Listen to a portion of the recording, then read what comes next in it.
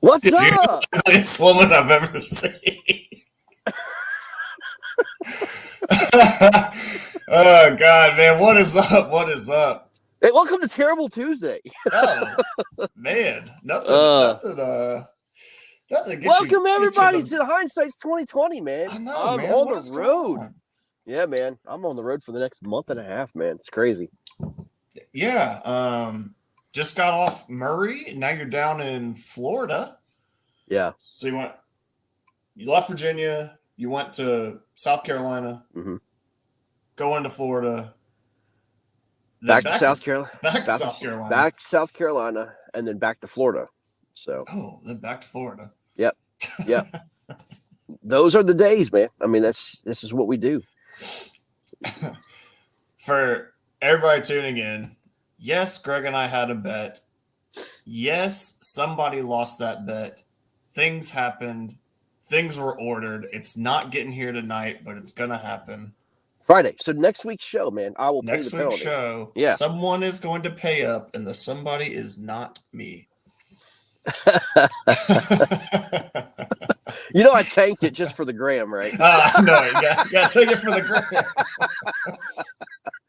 Oh man, dude, it was brutal, man. I mean, look, this is called Hindsight 2020. This is where we take, the guys and just, we don't hear about the winners. Like we already heard them. We want to take the guys that suck, and yours truly is one of them, man. Absolutely, I mean, yours truly is one of them. And man, where do I begin, dude? Where do I begin? well, let's set the stage. So you drive down to South Carolina. What do you know about Lake Murray? You're going into it. What do you know? I know nothing. Honestly, I know nothing about it. The only thing I could compare it to, again, by looking at the maps, was the lake back home. It's called Lake Anna. Lake Anna is a very popular lake, man. It's a lake that it's well known in the Virginia Piedmont area, and it's a terrible lake. I mean, it's a terrible lake.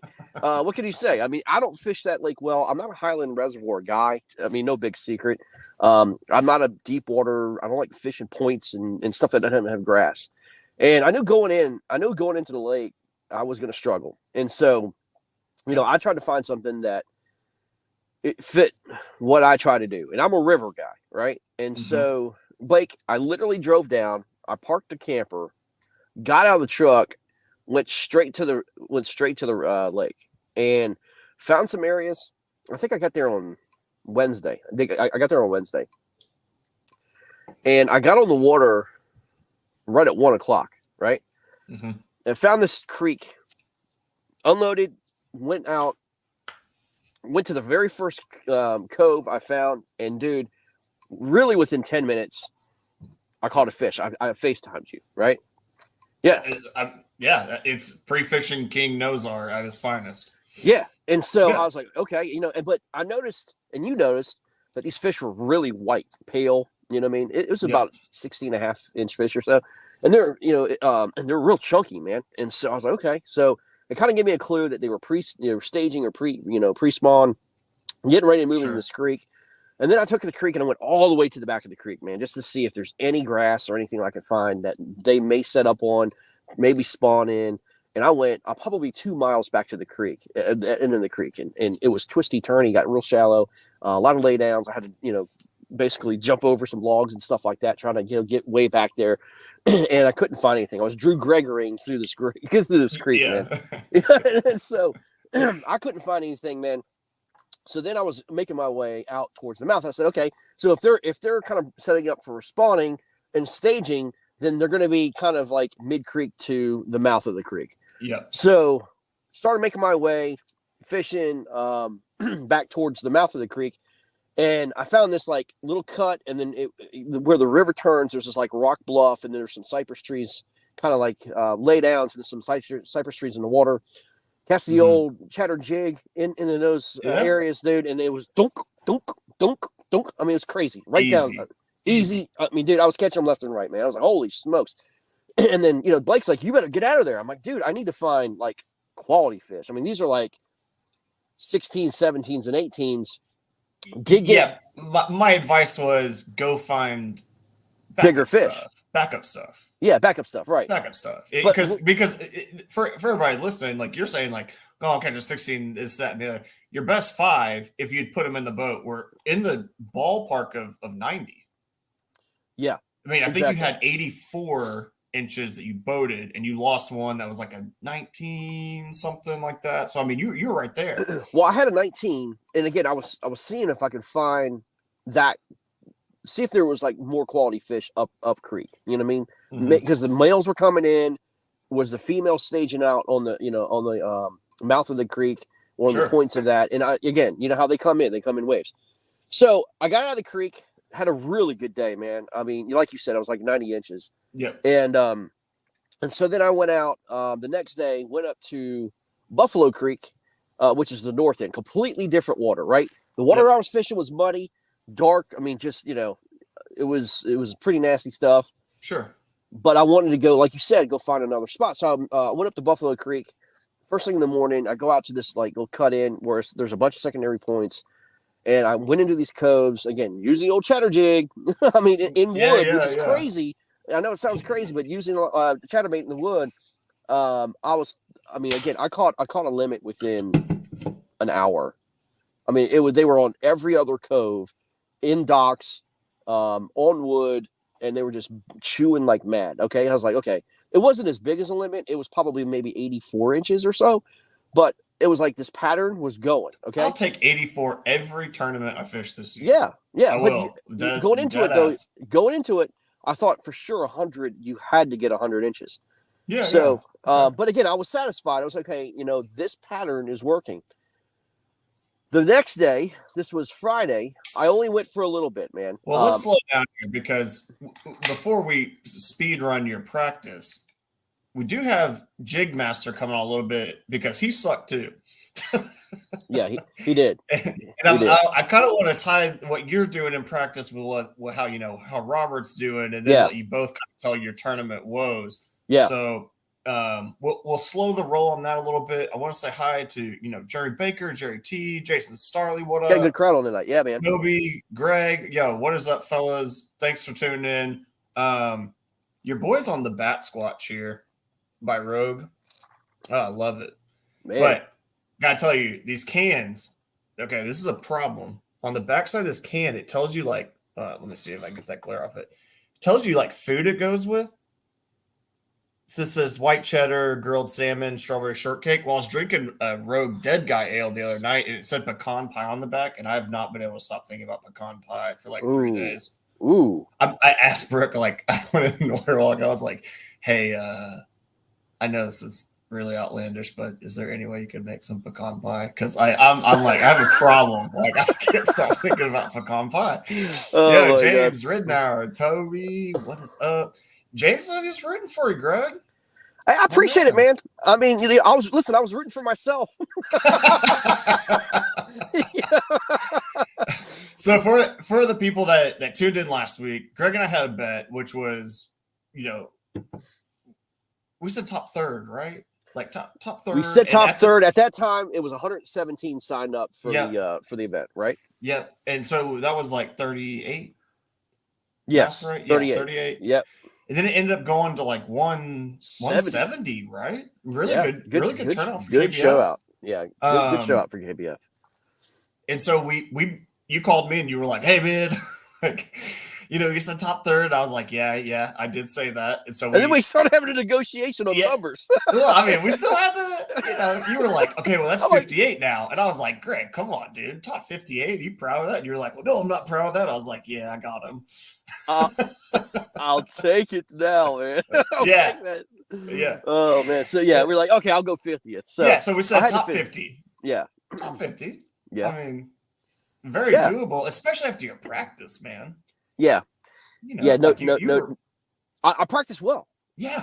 Again, your pre-fishing king was here, baby. Full force. Crown. I mean, everything, man. Had my staff. I mean, it was ready to go, man. I was eating dinner at the head of the table. And all the minions were, kissing my ring. It was the king was here. You know what I mean? So how did you're catching on pretty good in practice. Were you playing any games? Were you listening to any doc talk? Were you kind of chatting it up with some guys around? No, the only thing I was listening to was I mean, I was hearing it was a finesse bite. It was like a drop shot bite, and I'm like, no chance. I'm not doing any of that. Like, no chance. Like, I mean, this boy is not drop shotting docks. I'm sorry. I'm just not going to do it. Well, and were they catching bigs doing it? I don't know. See, I mean, okay. I heard they were catching a lot of fish. I don't know what the quality fish were, but again, I didn't want to hear any of that because I found my own pattern, right? And so, you know, again. It was right down what I love to do. It's more power fishing. It was darker water. You know, it was, you know, in creeks. It was like perfect for me, man. So again, I was pretty excited about it. And then we knew, like, again, let me go back to like Friday. Friday was a day that I wanted to kind of just double check the pattern in kind of same conditions, but in other places, right? So meaning I wanted to go out in darker water. Like I went way up the river. Went way up the river, went in these areas I've never been into, went into this creek, saw Michael Thornton had a great day. He did. You know, a great weekend. So I saw him, went up way up this creek, dude. It was like maybe 2.5, 3 miles up this creek. Okay. And I found this algae bloom, dude. And I was like, oh no. I mean, because I understood that this creek really produced out last year. Okay. And it had grass, it had like cattails, it had islands, it had laydowns, it had everything you can want. Yeah, anything us bass fishermen that go by the playbook typically look for. Yeah, it had a couple creeks was coming into it, but dude, it just wasn't there. It was like just out straight up algae bloom back there, and I was like, oh man, there's no way. And it was like, dude, when turtles are not even coming up, you're like, I'm done, right? I'm like, no turtles, I'm out. No turtles, I'm out. You know what I mean? Like nothing was back there, man. Yeah. And, you got to have something in the water that every time like one resurfaces, you're like, oh, is that a bass? Yeah. At least keep you mentally engaged. Dude, it was dead. So I was like, I bring up that, you know, the dock talk. And if you were hearing, because there's a lot of guys in the tournament when I was watching the leaderboard that they're catching numbers, but the fish they were on are so small. What's the point? There's no point. Is the nicest way I can say it. Look, here's the deal, guys, and this is where you become a winner or loser. Okay, a lot of guys are just content with becoming, you know, catching a limit. That's not what this is about. Like I call those ego limits. Exactly. You say, oh, I caught a limit. Well, if you're out there, if you want to catch 13s and 14s and 15s, and you're doing your drop shots, and you're just out there just to get a limit. No chance. That's not going to win tournaments. You're out there trying to find bigs. Yeah. And you know, what's up, Adam? And what up, AP? Yeah, and so we'll talk. We need to get Adam on too. We'll talk about his day. I mean, we'll have to talk about his day because I would love to have Adam on. Love that.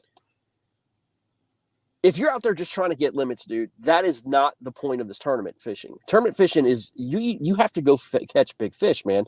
And yeah, limits are king. There's no doubt about it. And sometimes a limit will win a tournament. I mean, it depends on the conditions. Yes. But Murray's not like that. I mean, you saw first day 100. Yeah. You know what I mean? 100. Well, that's kind of what I want to talk about is, you know, if you're a guy and you're going to these tournaments and you're, it's kind of what your mindset is, I guess, is like you want to get bit. Like that, I think that's fine, you know, to have a backup plan, or like when you need a fifth fish, you know, something is there. But if you're on this like 12 to 15 inch bite, you can't be satisfied with that. And it looked to me when I'm looking at the leaderboard and I saw all these guys on those fish, I was just like, did you practice that way? Are you just on that? Is that all you have? And, you know, it's just, at the end of the day, if you get a limit and you don't catch a check, you still lost. Look what Nick said. Nick had a great day. I won't take this drop shot slander. That's great. But my man Starling got our back. Man. My hat's off to him. He absolutely did it. But dude, like, again, this is where practice can kill you. Yep. Power fishing was a great practice. I mean, everything I did with power fishing was great. I mean, you know what I mean? Like, it just had a great bite. Now, again, the cold front. Here's the biggest mistake, guys. Here's where Greg messed up. The cold front moved in, which we all knew that was coming. Mm-hmm. Okay. Yeah. The cold front being not as bad as I thought it was going to be, because again, when I got out of the house, my truck, I started the truck, it said 54 degrees. Okay. I'm like, that's not a freaking cold front. What was it Friday? The high was like 72, 73. Okay. So, but again, this is first thing in the morning, right? Yeah. So, I mean, it was definitely a little cooler, but it wasn't as cold as I thought it was going to be. And so, again, I thought this pattern was going to hold up. Now, I wouldn't be able to maybe take a chatterbait and throw it in there, but I think I would take a jig, knowing the fact that we're going to get even tighter to that structure, okay? Yeah. I didn't think they were going to completely just move out of the damn creek, dude. Like, completely disappeared. So, I had re-rigged jigs, shaky heads, stuff like that, to get closer into the wood, right? I tried the day of the tournament. I launched. There's nobody at my ramp, which should have been a freaking tell, but there's nobody at my ramp. I went up the creek. I hit every spot. I was crushing them in pre-fishing. They just weren't there. And I made like 2 or 3 laps around this area. I took the chatterbait, went around once. I took a freaking square bill, went around. Again, nothing there. I took then a jig, and I took and plotted a jig all the way around this place. And then I took a shaky head, and I lost like 100 shaky heads in the wood, but I was trying to get that stupid bite. Yeah. Dude, there's nothing that was happened. I did one catching like a 12.5. I lost another one. It was, I don't know, like 10 inches or something like that. So, and I called you around, what, 11 o'clock or so? Yeah. I think it was 11 Eastern. I said, dude, I got to go. I think I answered the phone as like BK's Angler Counseling Services or something like that, But I do, before you go into that, I kind of want to touch on 2 things, because not everybody is watching the show. Some people may be listening over the podcast. Sure. Jim Louvier says the temperature does not matter. Barometric pressure is what determines the impact of a cold front. And I do agree with that. And then Michael Thornton, who did well, said a jerkbait was key. So Greg said, I didn't know if my fish just left. And kind of that combination of the high pressure and the multitude of things that go into it, they could have just been suspending. Moved out into the channel, edges of the channel, start suspending, for Michael to get them on a jerkbait.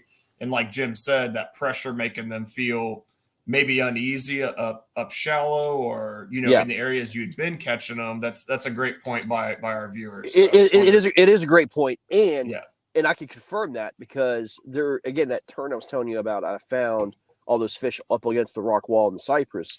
I did mark. There's a hump out there. I marked off that turn a ton of bait fish as well as suspending bass right there. Okay, so you're 100% correct. So at that point, I threw the A rig. I did throw a jerk bait out there, and I cranked it, and I threw a jig out there off that hump, and I could not get him to bite, man. And so again, I agree with them. I mean, wholehearted. They did pull off. Some of them went to the channel, but I couldn't get him personally to bite. Maybe because again, it could have been a factor of the water. It could have been a factor of whatever. They just weren't cooperating with me. Well, so, I mean, this is how the show goes, Greg. You fish the tournament, you don't perform, then me and chat gets to tell you about how bad and what you didn't do right. Oh, I know. I know. Listen, you're right. I mean, but if I'll say this. I mean, again, I'll give you the list of excuses what happened. Mm-hmm. What they're saying is 100% correct. What they're saying is what I saw. It's not like I just kept on throwing this pattern. I changed it up, went to the channel, went to the humps, went to the the different current seams and breaks, and I did see them on the graph. I could not get them to bite. And so, of course, I'm crying like a baby. I'm just like, this sucks. Here we go. Can't wait to go to Florida. I don't know, man. This is not my I hate island reservoirs. This place sucks. I just caught 90 inches the other day. So yeah. And so, and then I saw Lance McWater in there, right in that creek, and I'm like, I didn't recognize him. I'm sorry, I just didn't recognize him. And I was like, hey, man, what's up, man? And then I find out it's Lance. I'm like, Lance, what the hell's going on here, man? He goes, I don't know. He goes, I can't catch him. I'm like, where's these fish? And I'm like, I have no freaking clue, dude. I mean, he was skipping Cincos. He was doing everything he can too. Yeah. They just weren't there, or they just weren't biting. So again, hero to zero, man. Day one. Okay, so then anyway, So well, let's wrap up your day one, Greg. How many fish did you end up with? What'd you total? One. Okay, so dude, let me say this. Screw fishing chaos for this crap, okay?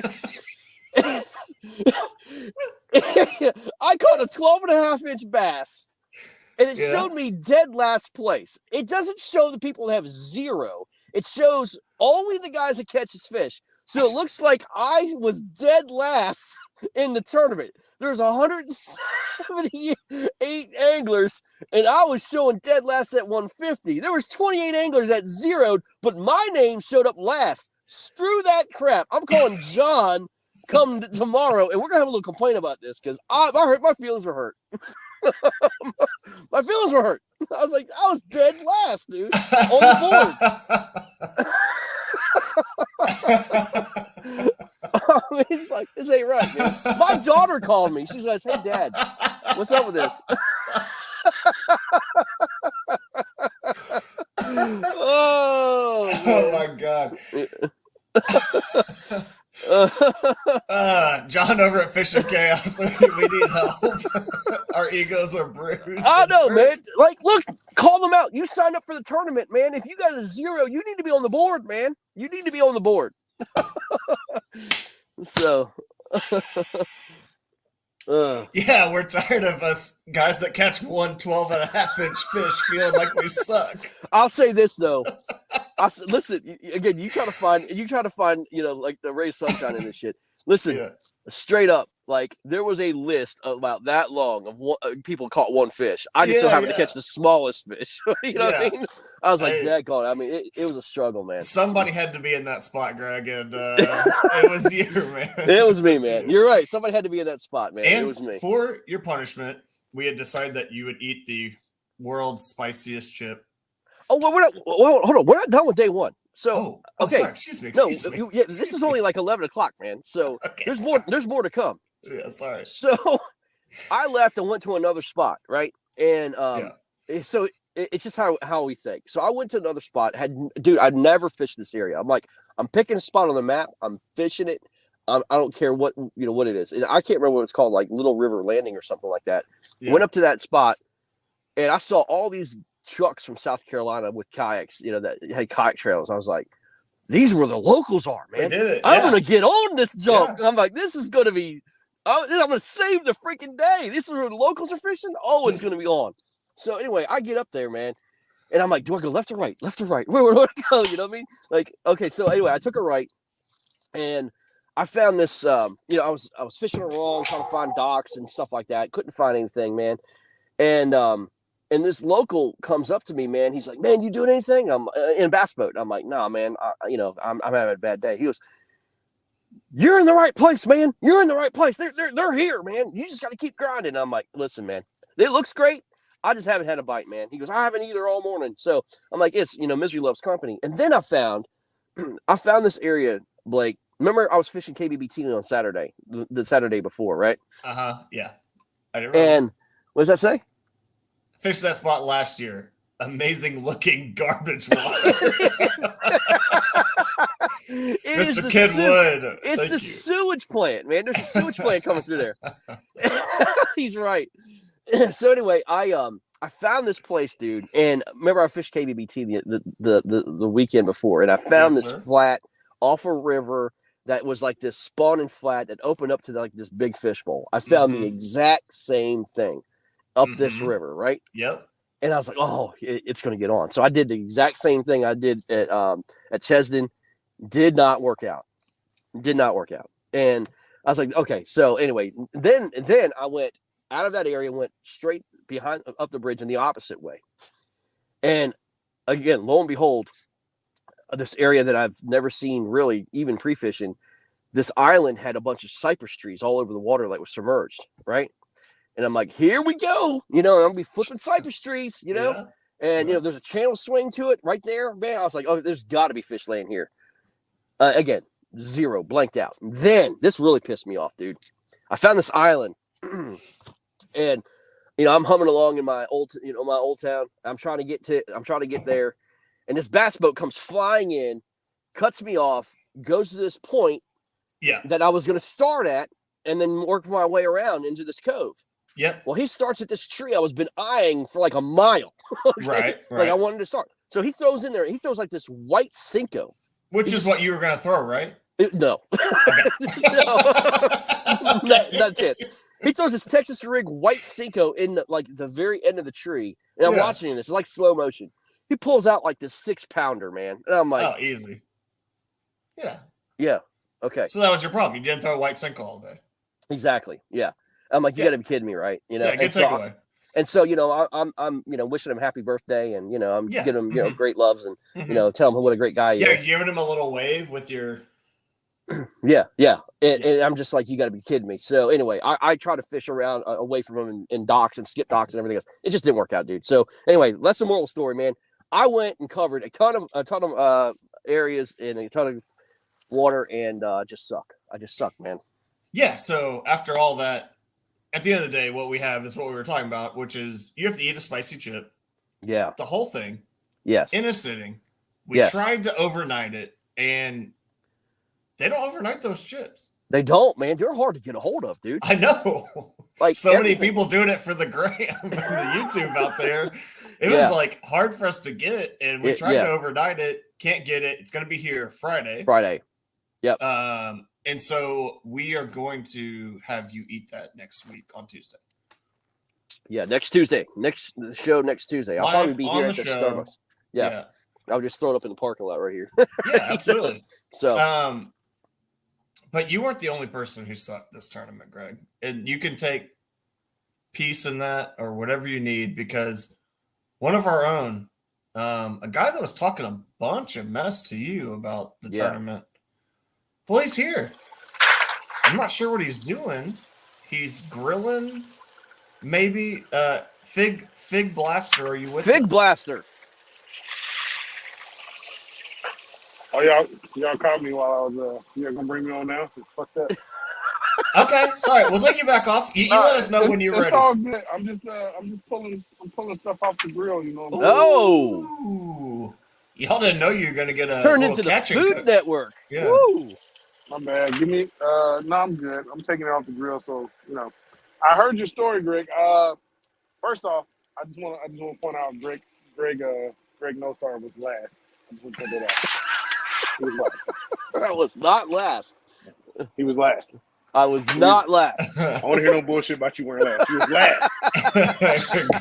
Greg admitted that he did appear as last, but that John over at Fishing Chaos has made a huge oversight by not putting the anglers that caught no fish on. Yeah. We have a complaint coming in.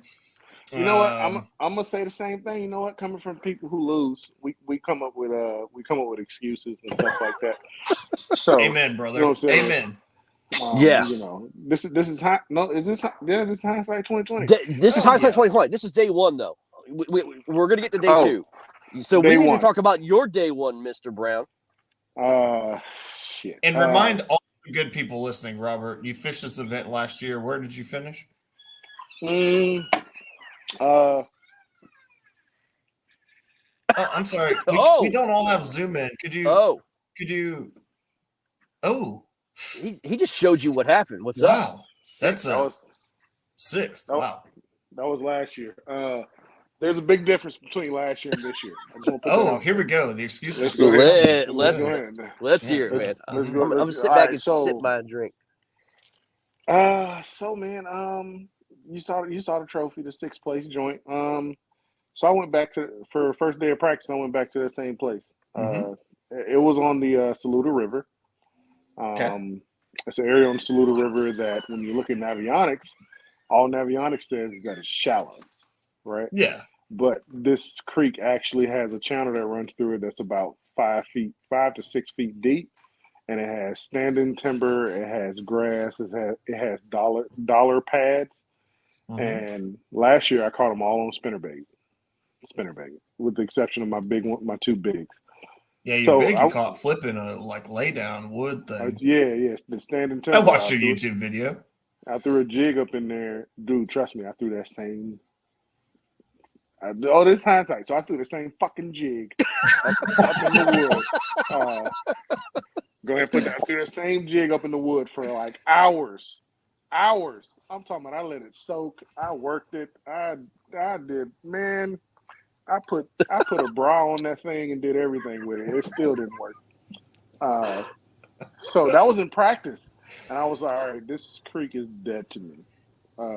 So I left the creek. This is practice. I left the creek, and I started exploring the river, and I found a grass patch. I found a couple grass patches. First grass patch I pulled into, I got smashed on a jig by a big fish. The only reason I know it was a big fish because she jumped, but she didn't have the hook. She just had her mouth closed and wouldn't let the jig go. She jumped, opened her mouth, and the jig flew out.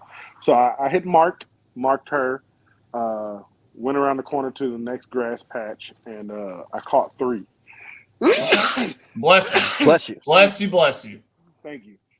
I caught 3, so I was like, okay, well, grass is playing this year, but it wasn't a lot of real steak. It was literally like 50-yard stretch of grass. Okay. And so I was like, okay, that's a pattern. It seems to be holding good. Day 2 of practice, I went to the main lake, but I fished a creek, and I think I was talking to you and Greg on the phone. Y'all know my mind state on day 2 of practice. Yeah, not great. Yeah, it was. I was worried about you, man.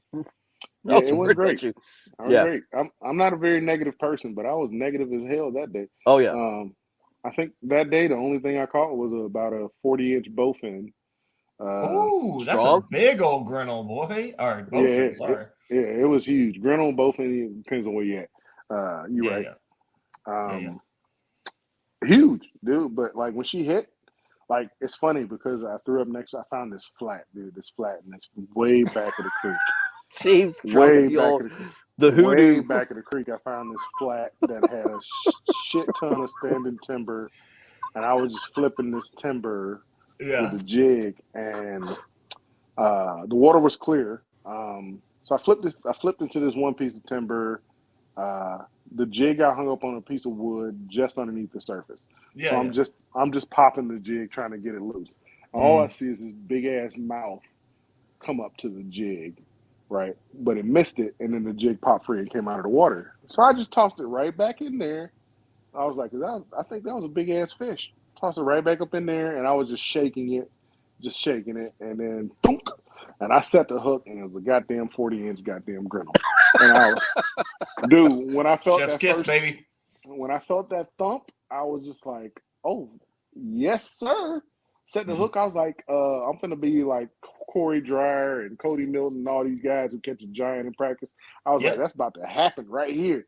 And then that long-ass body came up, and I was just like, you mother trucking piece of... So I just then you realized you're not Cody Milton. You are Robert Brown. And that's right. Yeah. That's right. I didn't realize I was only Rob Brown. I realized I was Fig Blaster. That's right. He went from Fish USA to Walmart's right? fish section. Dude. Straight up. I went from Gucci cotton to Walmart cotton real quick. That's right, man. That's right. But anyway, so forget practice. We go into the tournament day 1. I decided to go back to Saluda River because that's where my confidence was. In that grass pattern. And I get back to the spot where I lost the big, and I missed 2 fish. I had a fish thump it, set the hook, fight it for like 2 seconds, came unbuttoned. On what? Like 3. Come on, man. I'm Fig Blaster, bro. I was throwing a fig 5-aught hook. Man, so what? Gene Jensen's a fluke master. He doesn't even throw it. But I'm Fig Blaster though. I'm not Gene Jensen. I'm not Fluke Master. I threw a fig on a 5-aught hook. All right. Okay. It was a strawberry flavored fig. Big strawberry flavored. Strawberry. Yeah. Okay. Strawberry. not strawberry. It was scrawberry with a K. Okay. Strawberry. I got anyway, I missed that fish. I love that excuse. I got bit. Just they didn't get the hook good. And they didn't get the hook good, man. Like he bit the trailer. Hey, at least you got bit. I didn't even get bit. I mean, hey, could be worse. Obviously you didn't. You was in last place. That's right. 150th. 150th. Yeah. 178 in the tournament, right, Robert? Yeah. Dude, you was 150th out of 149. My man. That's right. Greg putting up big. That's the only way I can do it, man. They forgot I was even in the tournament. They actually added me late. Yeah. Yeah. So I do like 5 flips later on a lay down. I got a nice thump, set the hook, rod loaded up and completely came unbuttoned. And this was literally in like the first 30 minutes. So it was probably, it wasn't even 7 o'clock. Maybe it had been 7 o'clock. Maybe it was like 7:15. 2 fish missed, but I was like, okay, whatever. The fish are here where I thought they were. This pattern is kind of still holding true. So I went around this little jetty, this little point, and I was on the phone with James the Whisperer Quinn, and he had already had 2 fish in the boat, and I was like, fuck you, James. Yeah, fair. He didn't James, even if you're practice. listening, He didn't even practice. The dude just rolled up. I mean, literally drove overnight, went to a boat ramp, put his boat somewhere, and then boom, catching him. Well, James is a beast at map study, man.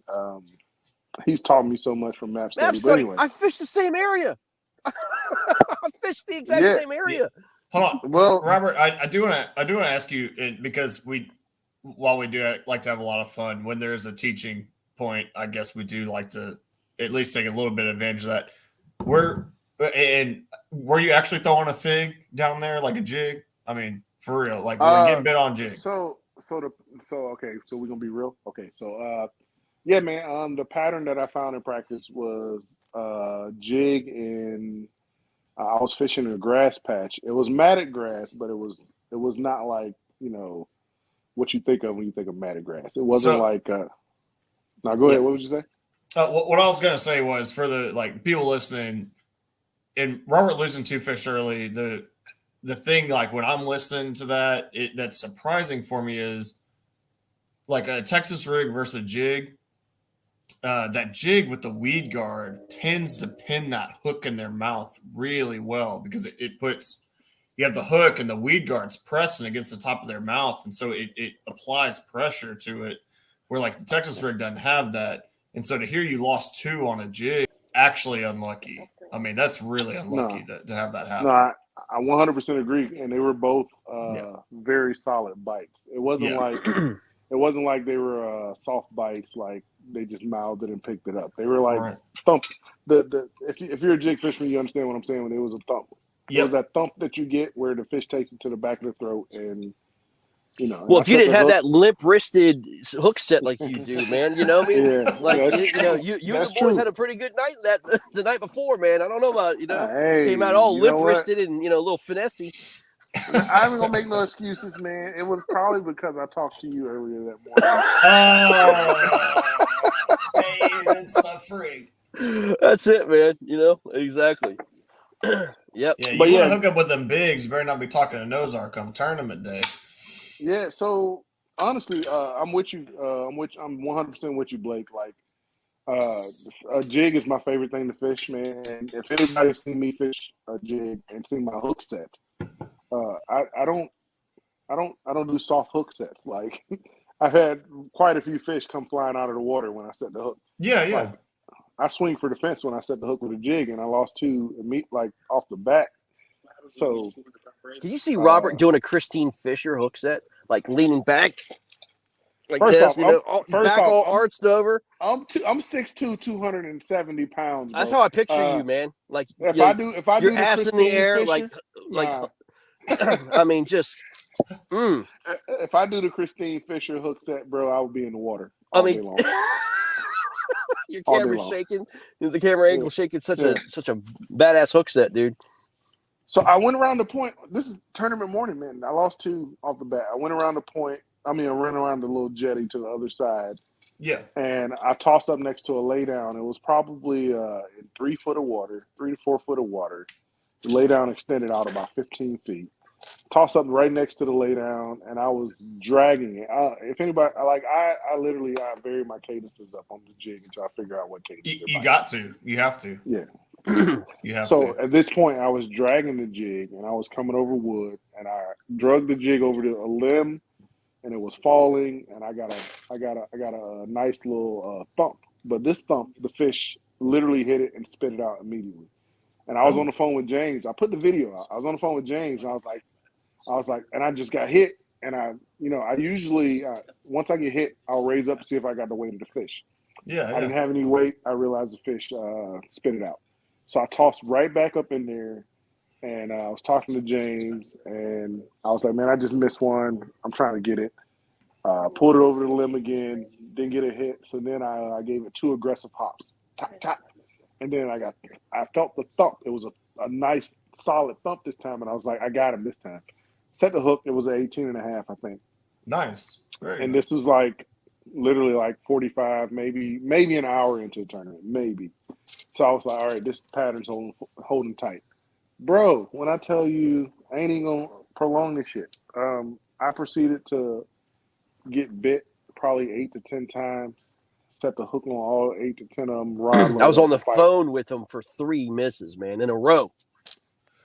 Rod loaded up, and then fish would just pull free. Dude, I ended up with 2 fish day one, man. 2 fish, 18.5 and I think a 14. Okay. And about 8 to 10 missed fish. And I was talking to Greg, man, because me personally, I'm still working on my mental game. But you got to, man. When I have those fishing trips, not just tournaments, but those fishing trips where I'm getting bit and I'm missing fish, for me personally, that's way worse than not getting bit. It 100% is, because you can't help but think, like, what was that one? What was this? What was that? Yep. But for the people in the chat, you're sitting here listening to Robert's story, and the first thing I'm thinking is, if you're getting short struck on a jig, but they're eating a jig, you downsize. You cut your trailer down so that when they short strike it, they can't grab anything but the hook. I didn't even do that. I actually switched to a Texas rig Bandito bug. Nah, I ain't talking about Texas rig. I'm saying if they're biting a jig, you're on a good jig bite. I pull my jig out. I cut that skirt way down, like to where it's flush with the hook. And I cut my trailer down to where it's barely sticking out past it. Because if they're going to short strike it like that, the second they hit it, I want that hook in their mouth. Yeah, you want more hook exposed. Yeah. Mm-hmm. So exactly. I hear you, and a lot of people do that, and it works for a lot of people. Well, this is hindsight 2020, Robert. I didn't fish the tournament, so I'm allowed to tell you what I would have done, because I definitely would have caught them. And this is everybody in chat's chance, if they beat you in the tournament or they didn't even fish it, to say, oh, I do this when they're short striking, or this, that, and the other. Well, see, what's even funnier is, like, we're fishing, and Robert's missing all these fish, and I'm the one who's giving him advice. Well, then last place Nosar he's telling Robert how to catch fish. He's spinning out mentally, and you should have heard us, man. We're like 2 whack jobs, literally talking to each other like, man, this just sucks, man. This is bullshit. I mean, this is crazy, man. I can't believe this is happening to us. What was me stuff, man? I'm like, geez Louise, man. It was a joke Saturday. Straight up, I was so fucking mad, bro. Yeah. I was like, fuck this. I'm not fishing day 2. I'm gonna drive home right now. I'm getting rid of all my fishing shit. I'm gonna start fucking. Oh, you went full Jason Willis on us, man. Dude, I was like, I'm gonna start playing tennis. Dude, I got a mean forehand. I'm bringing that forehand out. And I'll be honest with you. I'm 100% honest right now. The only reason I stayed and fished day 2 is because of the punk ass Virginia Reapers. Right? Yeah. This is why they were talking so much mad shit. They hurt my feelings. Oh, I bet they're real scared of y'all after what y'all did. Their post hurt my feelings, man. They posted the 150 G Nosar on there. Dude, I was pissed. And listen, here's the thing, Robert. I told you this. They had Michael Thornton like 9th, right? They had a little snippet of Michael Thornton. They had another guy. Then they had Robert Brown, and they blew up Greg Nosar like 150 in the biggest square possible. I'm like, that's messed up, dude. I told Greg, I was like, dude. I was looking because I went on the leaderboard because I knew I bombed whatever. I shit it up. I went on the leaderboard and I was like looking. I was looking to see where my nemesis was. I'm not gonna tell you when I say nemesis. Most people know my nemesis is Casey Reed, but that's like a frenemy nemesis. Me and Casey cool. That's like a frenemy nemesis. I have an actual and a lot of times like that happens. I mean, like I'm good friends with Brian Howe, but I always want to beat him. I mean, Yeah. You know.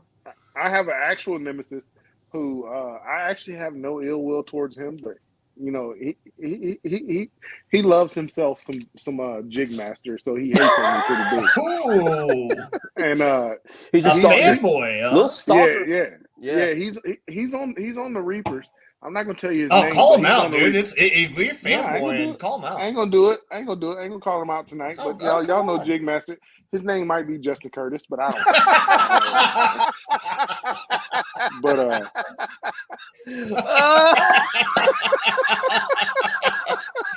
Justin Curtis. Oh my God! I saw. Listen, he was nice to me, man. I saw him pre-fishing, man. We were smoking him in a school of fish, man. I had no idea that's who it was.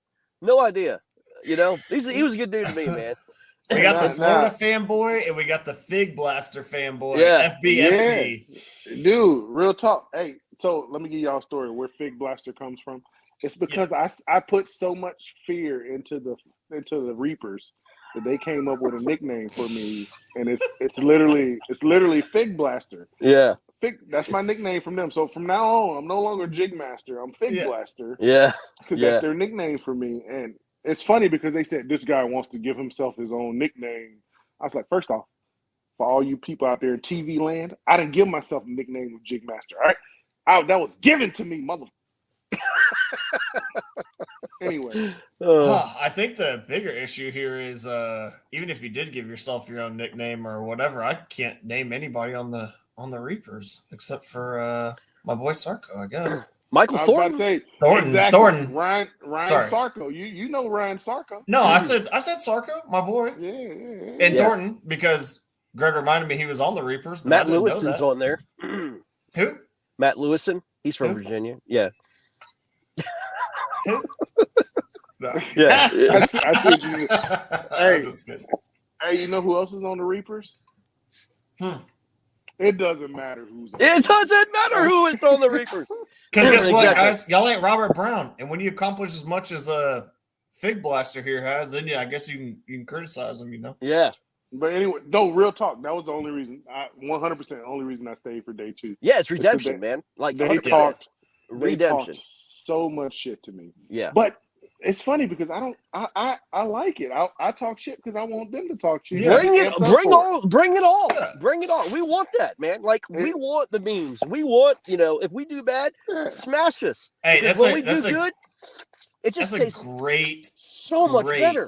So much great better. Side of the sports. Like I love the friendly banter that goes on. I genuinely hate the disrespect.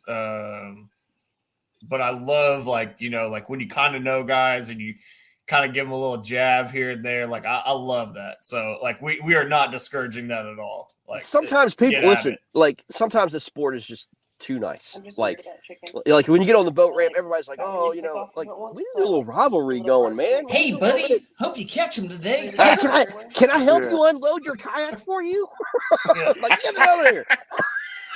No, but it's crazy because they actually think the Reapers actually think like I have like actual real ill will towards them. No, I think most of their team, I think all of their team are pretty good sticks.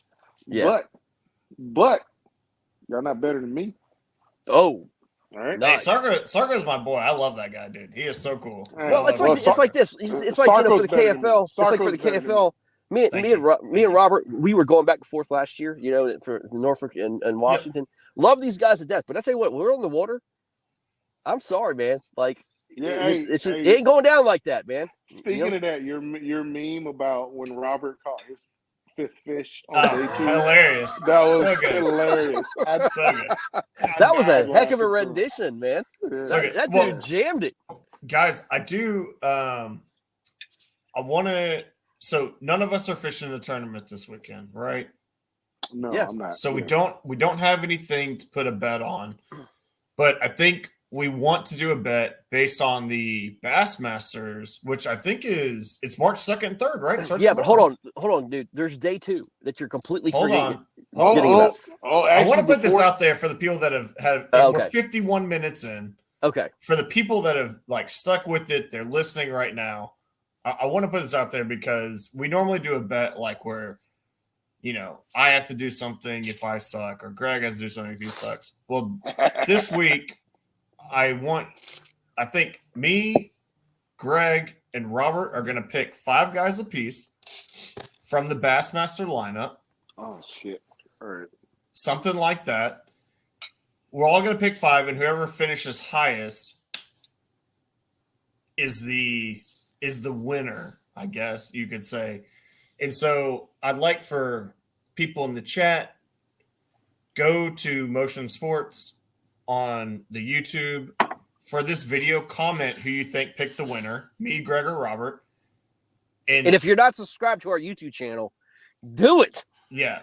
So if y'all subscribe and you comment, if you think I picked the winner, Greg picks the winner, Robert, whoever's the first person that comments that, we will go to Tackle Warehouse. I'll pick a bait. Greg will pick a bait. Robert will pick a bait. And whoever the loser is will pay for the baits and ship it to you. Like, we want to give y'all something back. So. Oh, shit. Hey, listen. I'm outnumbered right now. I got 2 light skins. I got 2 light skins against 1 dark skin. Hold on now. I got bills. I got child support. No, I'm joking. Yeah, I'm down. I like that. I mean, and this ain't gonna be like we're all gonna pick a Bill Lewis rattle trap, like some $2-4 bait. We'll get you all. You get some nice stuff. Appreciate that. Get you some nice stuff. But the Bassmaster, at least the roster I'm seeing, is 91 guys. This is the classic. We got to make this because the boat guys are this weekend too. You got to make sure that this is the kayak version. Kayak version, yes. Kayak version. Here, let me see if I can share the screen. Yeah. Share screen. Okay. Hey, why are you doing that? Greg, we need to talk about the fact that we had a bet, bro, and I finished above you. So everybody who's watching needs to pick what Greg's whoever, we're gonna vote on it, but put up suggestions what Greg's punishment should be for finishing lower than I did. I mean, we did have a bet. You can't get worse than last. So keep in mind, Greg finished last. Like, listen, I'm getting punished next week with this stupid Pocky chip. So we can make it be better than the Pocky chip. I hear Actually, you know what? Forget that. I'm sorry. We're gonna rev this. The Virginia Reapers get to pick what Greg's punishment is for finishing less than me. You good with that, Blake? I like that. You good with that, Blake? Oh, yeah, I'm good with that. I'm good with that. So, hey, Michael Thornton, y'all talk amongst your team and let me know what y'all decide is Greg's punishment. But it can't be nothing that affects his next tournament or anything like that. Oh, so for which, Greg, Robert, and myself, we're each going to pick. We'll keep it simple. We'll pick one angler. It cannot be a household name favorite. So you guys look on the screen, like Greg Blanchard. Everybody knows Blanchard. Can't pick that. Brad Case. People know Brad Case. So your obvious names that you might want to pick. Your, Guillermo Gonzalez. You can't pick. I don't know Guillermo. who that is. Who is Guillermo? Who's that person? I don't know. That's kayak. Yeah. I don't know. I know who he is, so I should be able to pick. Like this guy, whoever this is right here, Mike Iaconelli. You can't pick Mike. I heard he's pretty good. Yeah, guys, and also comment who do you think's going to win this week? I mean, good guys or not. Cody Milton, Rolando Nandine, like the hottest angler right now, in my opinion. I mean, he's been smashing. Whoever this guy is right here, Adam Patron, so we're all going to try Casey Reed. We're going to try Eric Siddiqui. We're going to try to not pick top names. We're each going to pick one guy that's not a top name favorite or odds on favorite. Casey's my VA fan. My VA guy. I can't pick him. And like I said, to win, gotta be subscribed to YouTube on this video. In the comment section of the video, once it's finished, drop who you think's gonna win. Blake, are you fishing that? Oh God, no! I would. Okay. I'm not a Bassmaster guy. Sorry. I was gonna pick you if you were fishing it. But, Oh, thanks, dude. I appreciate that. I can't even see who's on there, guys. I'm sorry. So are we doing this tonight, Blake? We doing this pick tonight?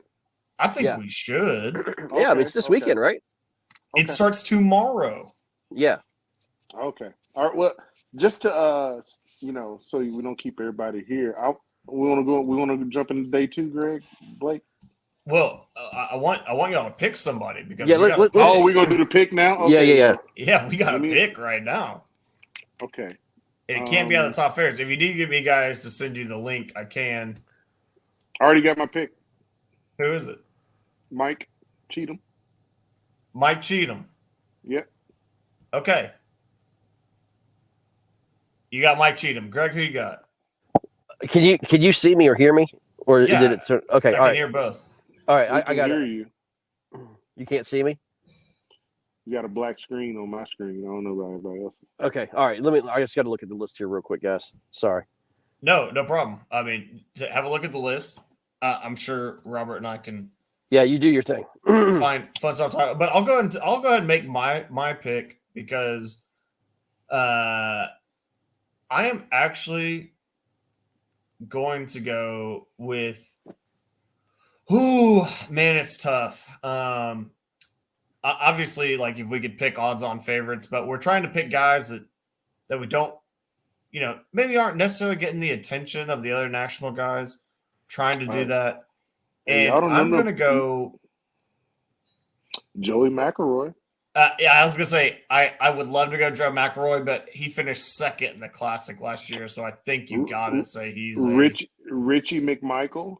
Come on, there's some bangers on there. I mean, I'd love to pick Adam Patron and all these guys, but go up again because there's some right. Is Okay. Mark Pendergraft? Is Mark All Pendergraft also one of the top two. guys? Okay. I got 2 guys. I don't know if you hear me. We only need one, Greg. It's just you need one. all right. I only need one, right? Yep. All right. I'm taking Mark Edwards. You're gonna take Mark Edwards. Yeah. And where's Mr. Mark Edwards out of? He's from West Virginia, man. Okay. I am going to take Dylan Lowry, if that's acceptable, out of Georgia. Yeah. Dylan Lowry's my guy. He is normally a pre-fishing king like Greg, and I've got faith in it. I was about to say Dylan is known for catching the fish, but it's usually before the tournament. So before the tournament, catches them joints. Yep. But I got Dylan Lowry. Okay. Greg has Mark Edwards. Rob, you got Cheatham. Mike Cheatham. Mike Cheatham. So guys, subscribe. Tennessee. Put the comment down. If you're the winner, then we will see it in the comments section. Pick who you think, and it's whichever guy finishes highest at the end of the event. It's a 2-day event, and like I said, you'll get some. So what dates. you're saying they have? So are you saying they have to go with one of our picks, and whoever finishes higher out of one of our picks? Yeah. Okay, gotcha. I will the say first this. I will tell you this. I know we're not supposed to pick the big dogs. I think Eric Siddiqui crushes this event. I think Eric Siddiqui is going to be your winner. Really? Okay. Yeah, I do. Yep. Mm. Yep. I think Siddiqui. Can you tell me something real quick, Greg? Yeah. What does his left nut taste like?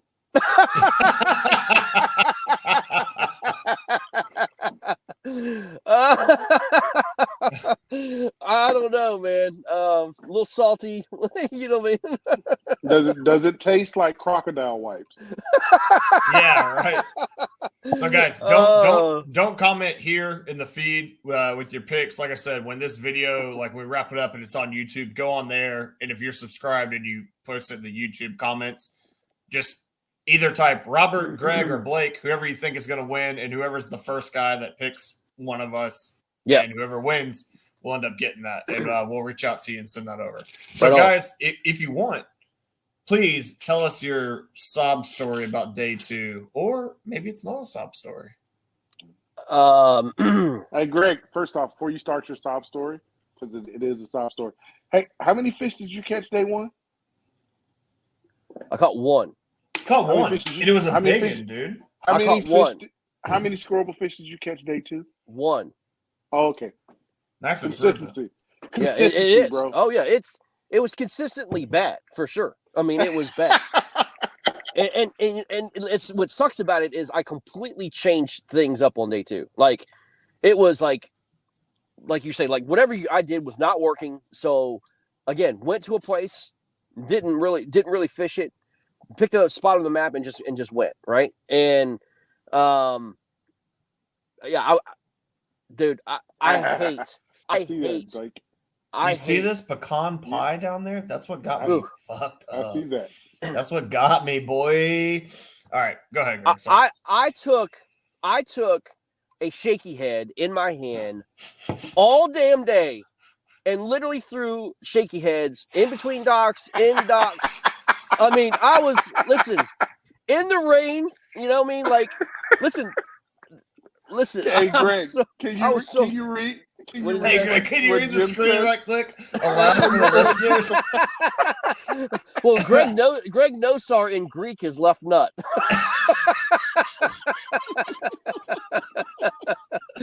Oh. Oh, Jim, that is gold, my man. That was bad. That was gold. Very good, Jim. Very good, Jim. Yeah, it was good stuff. So yeah, I mean, long story short, took a shaky head, went all over the place, found some brush piles, found some points, found docks. I mean, I did crank some riprap. I mean, I did all that stuff, but dude, completely found a completely different area. I will say this: I caught probably 12 bass on Sunday, and every one of them, except for one, was under like 11 3/4 inches and under. It was a joke. It was like, that's even worse than just not catching fish at all. I mean, like you're catching, like 10 inches all day with a shaky head in places that should hold big bass. Nah, man, it was so frustrating, man. And then the conditions on day 2, it was miserable, man. It was like cold, miserable. It was bad. Those conditions were pretty bad. Yeah. I mean, they weren't bad in the terms of wind, but in the terms of temperature and the fact that it rained 100% of the day. Yeah, and then cold. my phone for about 4 hours, was basically gone. So I mean, even if I caught fish, it would have been like I had to get my phone on CPR just to try to get it to work, man. So it was bad.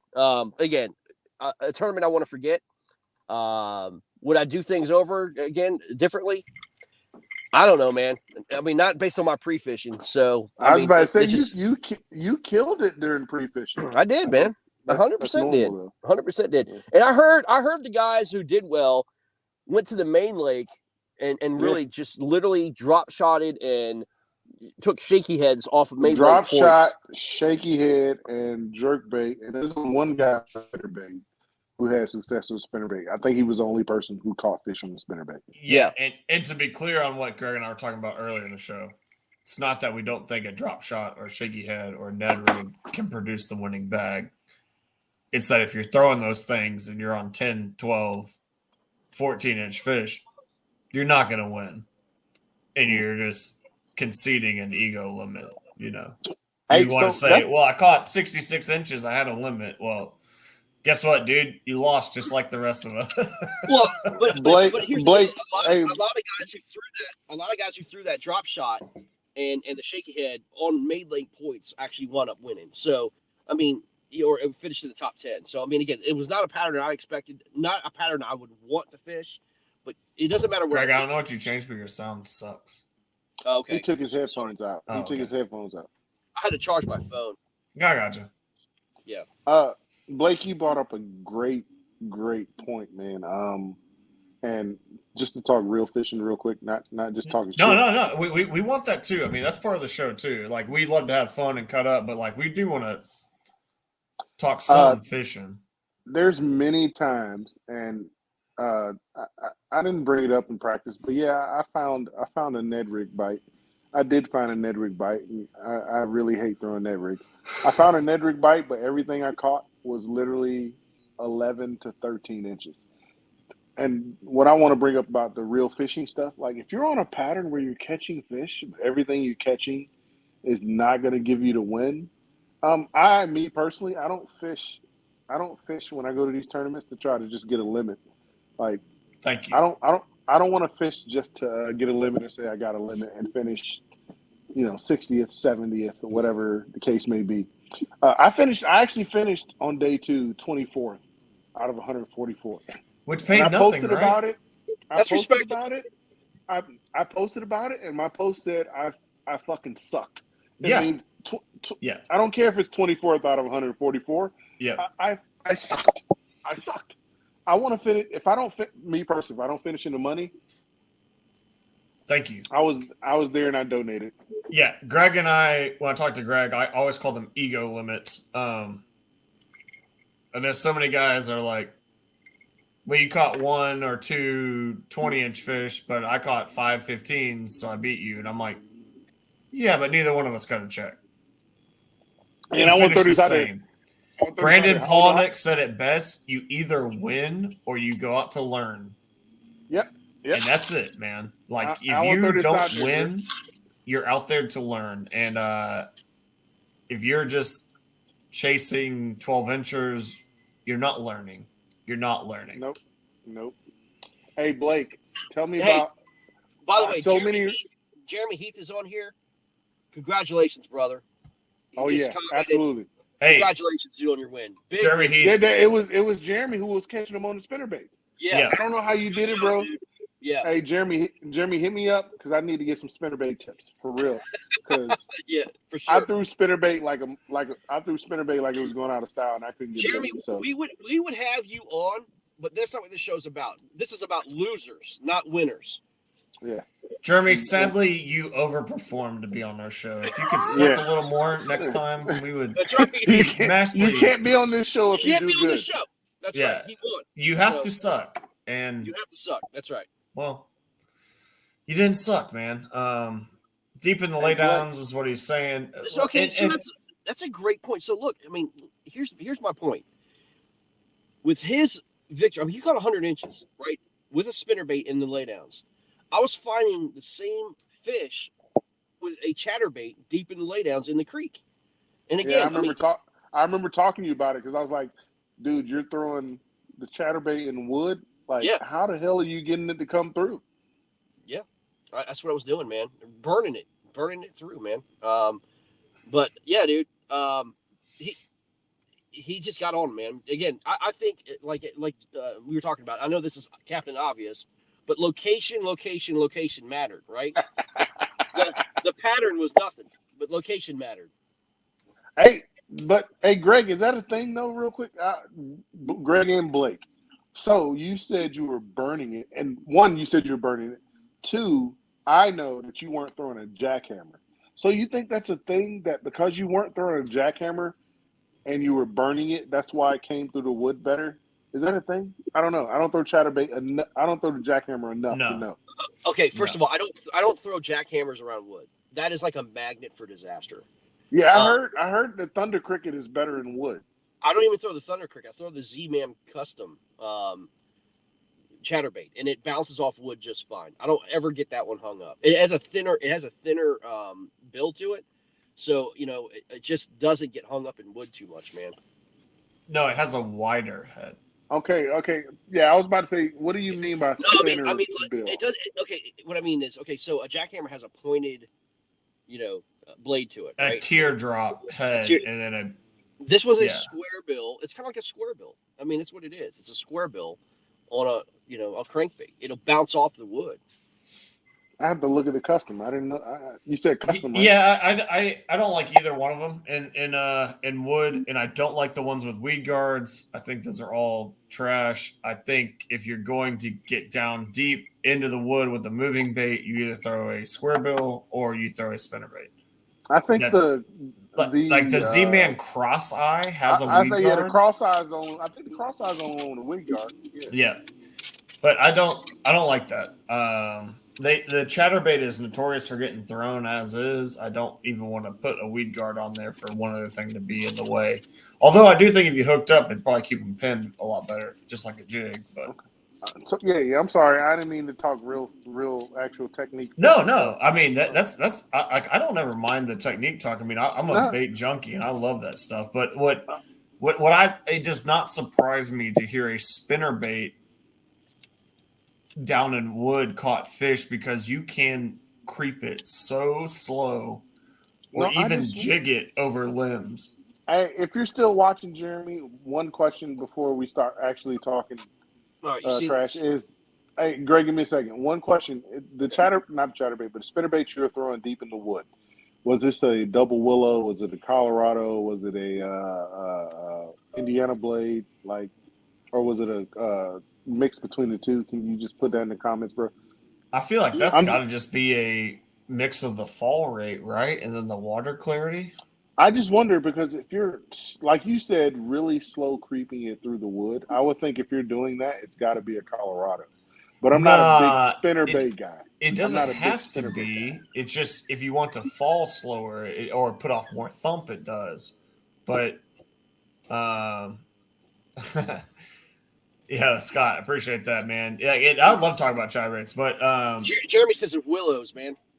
But if they're willows, all that is vibration and then like flash, right? Yeah. Because like that's the only thing you're changing with that. The structure of the spinnerbait, how it comes through wood, doesn't change based on the blade. I don't know. That's why I was asking. Yeah, exactly. So I was trying to learn. So here's the Z-Man Custom, man. I mean, it's you see that square point to it, whereas a jackhammer has a more rounded point. Won't you hold them next to each other? Where's the jackhammer? You don't own any? No, the jackhammer has the same point, dude.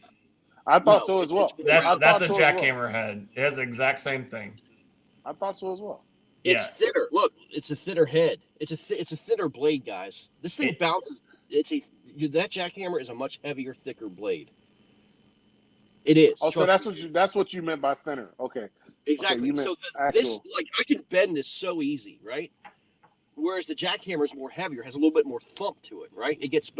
Like when you throw this into wood, because of how thin this stuff is, I can't explain the whole science about it, but dude, it just doesn't get caught up.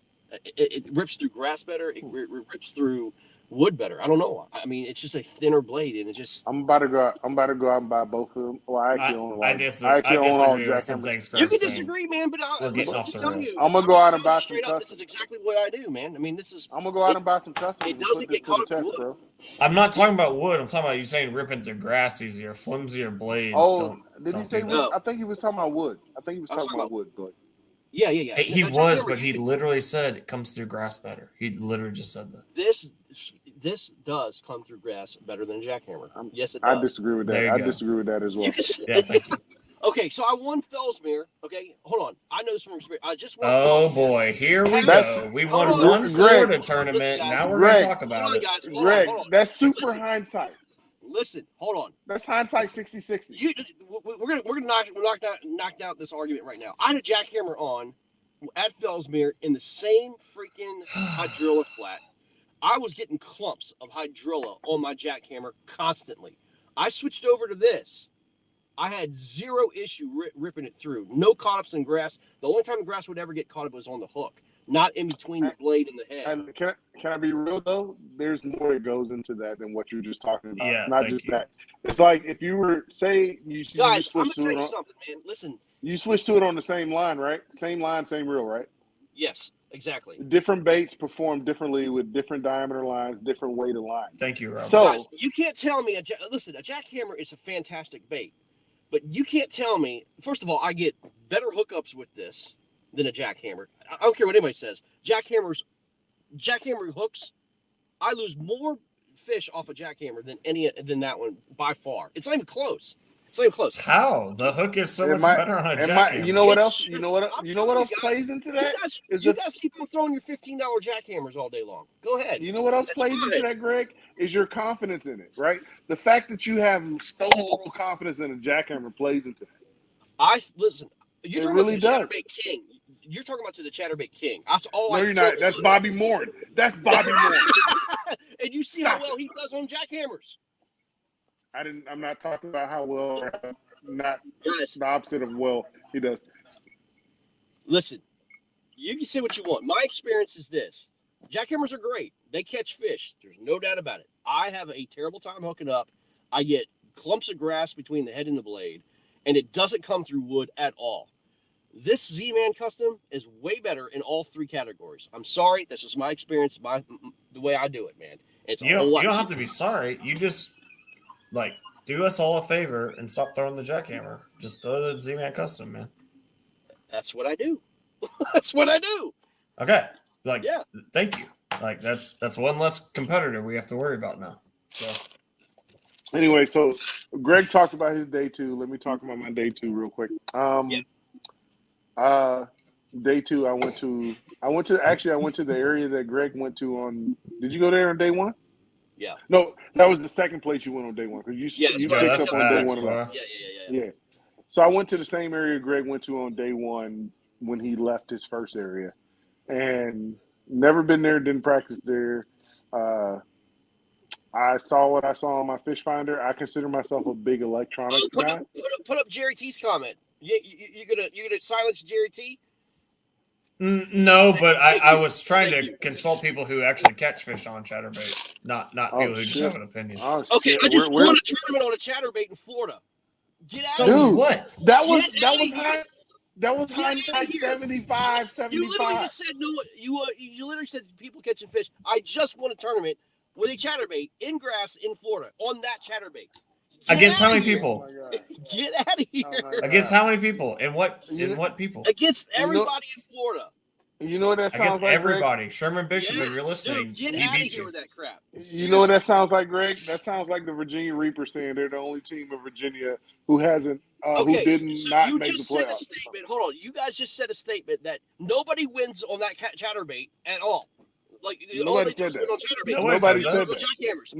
No, bro. Nobody said that. No, seriously, nobody said that. Absolutely. No. Nobody said. Man, first off, we're getting off the rails here, lads. Greg Blanchard only throws the custom, and he wins a lot of tournaments. Exactly. So nobody said nobody wins tournaments on until he got only on the customs. Then he stopped doing so hot. But anyway, did you just call out Greg Blanchard on hindsight 2020? Well, I just said he hadn't been doing so hot. I think he would agree with that. The only thing I'll call out on Greg Blanchard, he never wears a hat. That's the only thing I'm gonna cover. Yeah, what's up with that, man? No hat. That's bad. Yeah, it doesn't make any sense to me that he never wears a hat. But anyway, you gotta wear a hat. So day two, I went to the same area Greg went to on day one, and like I think before lines in, I was talking to Greg, and he was like, "Yeah, I was there yesterday. It's terrible." And I was like, "Oh, thanks, man. I've never been here, so hopefully."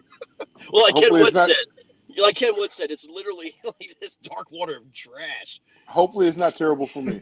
But I was marking very good stuff. I was marking fish. I was marking fish on this flat just off of the channel, right? The channel was about 10 feet deep, and there's a huge flat off to the right of the channel. And I was marking fish up in about 5 foot of water on this flat. And I was like, this is awesome. This is awesome. I'm not really a power bait fisherman, but one thing I hate the pre-spawn. I'm sorry, I hate the spawn because pre-spawn and spawn because I won't say spawn, pre-spawn because power baits usually excel way more than what I do in the pre-spawn. So fishing a spinner bait, jackhammer, moving baits excel. So I usually don't do well during this time of year, but I was seeing good things on this flat. Fish are like moving, they're scattered, they're chasing on this flat. I had fish busting. So I started out with a jackhammer, throwing it out. I think it was the Golden Shiner jackhammer with the Yamamoto trailer on it. I can't remember the name of it. We were just talking about that today. Yep. Is it the Zako? Is that the name of it, Zako? Yeah, there's a Zako. But Robert, you're gonna have to speed this up. We are 1 hour and 20 minutes deep. I'll speed it up. So I got no bites on the flat, right? And so I went back to what I know, what I like to fish was a jig, and I started working docks. I pulled up to a dock that had a wooden ladder in the water. I tossed the jig up to the wooden ladder, let it soak for like 3 seconds, started swimming off, set the hook. It was a 19 3/4. Nice. So I was like, that was literally like an hour and a half into the day. And I was like, okay, well, maybe this is the big fish pattern. I worked docks, the same thing, looking for ladders. I worked that for the next hour and a half. I got no bites. I found grass, went to grass. I put the jig down. I picked up a Texas rig Bandito bug in natural color. and I caught three fish off of the same grass patch. So now I got 4 fish. I'm like, cool. It's like 9:30, 9:45, 10 o'clock. I got 3 fish for like 65 inches or something like that. I'm sorry, 4 fish for 65 inches. I was like, And I was like, oh, That's pretty big. no, yeah. four fish for 65 inches. And I was like, okay, a 15 incher will put me at 80 inches, and then I'll be able to just upgrade and I'll be good to go. Yeah, I didn't get bit again for a very long time, super long time. And then I made a run into the river. Found a grass patch in the river, through the jig, through the Texas rig, through jackhammer, nothing. And then I went Florida with it, and I tied on a speed worm in June bug. And first cast, I thought I was hung on a patch of grass, and it was a fish. I missed that fish. I saw the fish. It was a good fish. Saw the fish. It was a good fish. I was like, okay, that's okay. First cast, good to go. I think my 4th cast after that, I felt the bite. Swung on the fish. I was throwing it on. First off, I was throwing it on a fairy wand. I hate throwing spinning reels. You've never heard a spinning reel being referred to as a fairy wand? No, I just can't. Why are you doing that technique and you're throwing a spinning reel? I just don't. Because I was throwing it in a very sparse grass, and I wanted the bait. I wanted the speed worm to stay on top of the grass. So I put it on the spinning reel, which was braided line with fluorocarbon leader, with a very lightweight. I want to say it was a 16th or 3/16 ounce weight. So I wanted because it wouldn't stay on top of the grass on a bait caster setup. Oh, right. So most bait casters I throw, Blake is absolutely hammering you guys tonight. But most bait casters I throw don't have light line on them, bro. So first off, most of my bait casters don't have braid on them. They don't have braid on them. If they do, it's a frog rod or a punching rod with heavy braid. Okay. I'm not Texas. I'm just telling you how I do it. No, I'm listening. I was just wondering why you think that has to be on a spinning rod. So I'm confused about. Because I'm throwing lighter gear. Oh, right. Okay. Yeah. I'm throwing lighter gear, and I don't have any reels or rods that I can throw light gear on. They don't sell spinning rods in Texas, dude. So they're not familiar with the spinning rod. No, we use them all the time, actually. It's just I have tons of like rods that are like, and they even make smaller bait casters now to throw that kind of stuff. And but what you're not listening is I don't own any of them. No, I heard that. It was just that you couldn't re-rig any of that the day before because you thought that wouldn't be a thing. Like that's. I don't own them. Okay. I literally don't have them in my arsenal. So you can throw 15-pound fluoro on a rod, but not 15-pound braid. Is that what you're telling me? What? Like you could throw 15-pound braid on your spinning rod, but not on a bait caster? All his bait casters are all fluoro. That's all he throws. That's what I'm saying. So you can't re-rig that? Is that what I'm hearing? Not on the water. No. Oh, no, gotcha. No, so you just didn't prep for it. No, so sure. I guess I can go buy 15-pound braid and put it on my rod, and I'm sorry, on my reel, on my bait casting reel. But no. Right. Why? It's not Texas. That should be completely applicable to you. Okay, so if you're sitting here telling me that on any baitcaster you can put that line of line and throw it, then we have two different thoughts of how you bass fish. Because most of my baitcasting reels are not the type of reel you throw super light line on.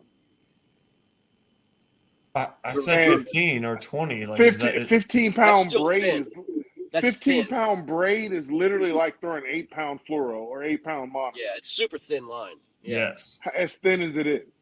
And it gets like. Are you disagreeing with me, or you? No, I'm agreeing. I just I I don't. None of my. This is all going back to you saying you lost the fish because on a spinning rod. Like I didn't lose the fish. Oh, well, I didn't know the fish was there. I thought I had grass. Okay. Wait, we're not even getting to it. I lost the fish. I'm sorry, I missed the fish. I missed the fish because I never actually set the hook. Um, and then I missed another fish, and I realized, okay, this is a pattern. And the next fish, I let take it on the spinning rod. I let it take it, and I caught it, and it was a 16 and a quarter inch fish, which Attaboy. gave me my fifth fish, and it was the song Nice. that Greg posted. Exactly. Song that Greg posted. Yeah, But That's right. perfect. My heart will go on. End of the day, giving you end of my day. It was literally like 12:30. Lines out was 2:30. My motor stopped working. My remote on my XI3 This stopped working, and it started doing its own thing. It started going in spot lock. It started going left. Started going right, and I was like, okay, I thought my controller was full of water. That was what I thought because it wouldn't respond to what I was telling it. I was 5 miles down river, and I said at 12:30, I was just like, well, I'm not going to keep fishing till 2:30, and then at 2:30 have to paddle back for 2 hours.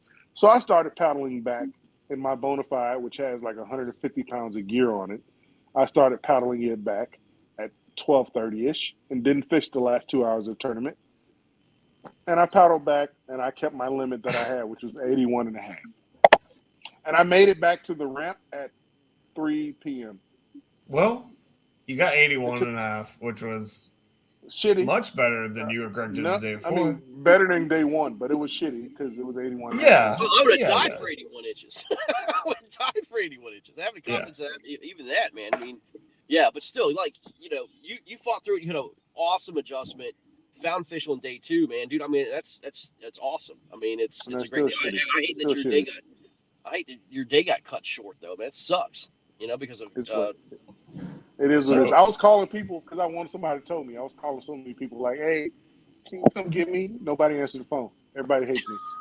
So, quick wrap up here. Greg is still king of free fishing. Robert Brown needs a new battery company. And it wasn't the battery. It was the remote. He needs a new battery company.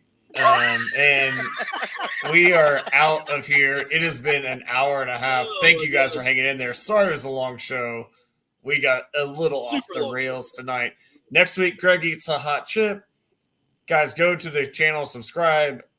Link who you think is got their locked-in Bassmaster pick between me, Greg, and Robert. And that's it, y'all. Thank y'all for hanging out on Tuesday. We will see y'all next Tuesday. See ya. Cheers.